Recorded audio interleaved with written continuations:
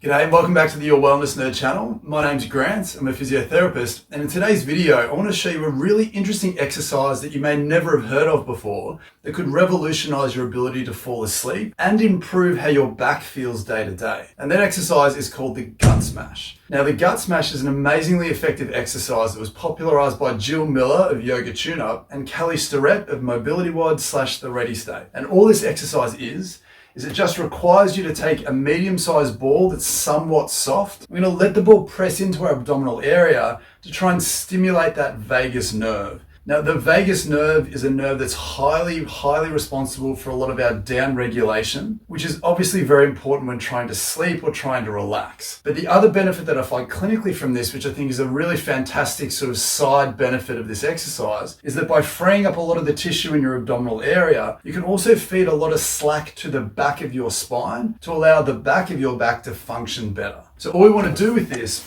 is, as I said, we want to take the ball, we want to lie down on top of the ball, letting it press into your abdominal area, just below the base of your rib cage, just above your pelvis or your pubic area. And all I want to get you to do is to just gently move the ball around until you find an area that feels a little bit tight or potentially a little bit tender. And as always, we have a few options that we can do here.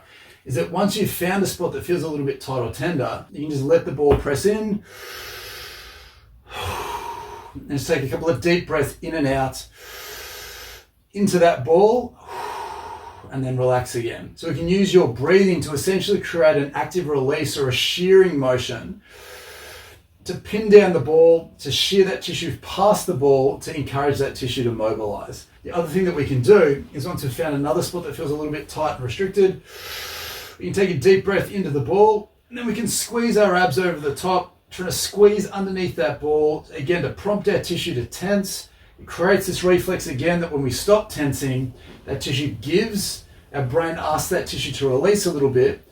You might find that you can sink gently down into the ball a little bit further. Now this is genuinely pretty safe to do. It's very unlikely that you're going to pop a kidney or injure some of your soft tissue in your abdomen here. We're just looking for some of the potentially overlooked and often missed tight and restricted tissue at the front of our trunk. We're often pretty good on the channel at looking through the back of our trunk, looking for areas and joints that might be restricted, that might be contributing to your dysfunction and potentially your pain. So we can potentially find similar issues around the front, but for whatever reason, we just don't tend to look at this area because it's our tummy. So again, once you've found a spot that feels a little bit tight, we can again go looking for that spot, take a deep breath in, give it a squeeze, hold that for 5 to 10 seconds, and then relax. Deep breath in again. Give it a good squeeze. Hold it for 5 to 10 seconds. Relax. Once you feel like that tenderness has released a little bit, then go hunting around for more areas that need your attention.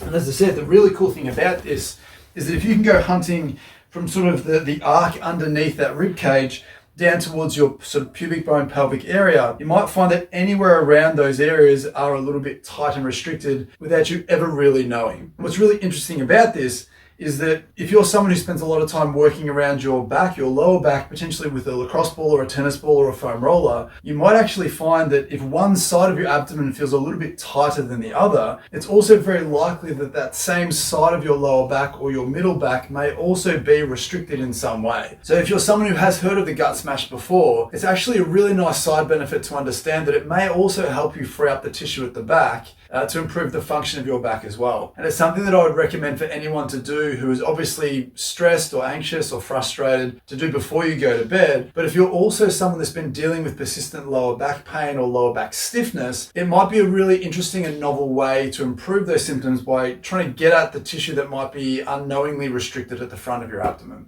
So if you haven't tried the gut smash before, I highly recommend giving it a go, and then let me know in the comments down below how you felt it was for you. So with that being said, thank you for watching. If you do find this helpful, please consider leaving a like on the video, subscribe to the channel if you're new. But with that being said, again, thank you for watching, and I'll see you in the next one.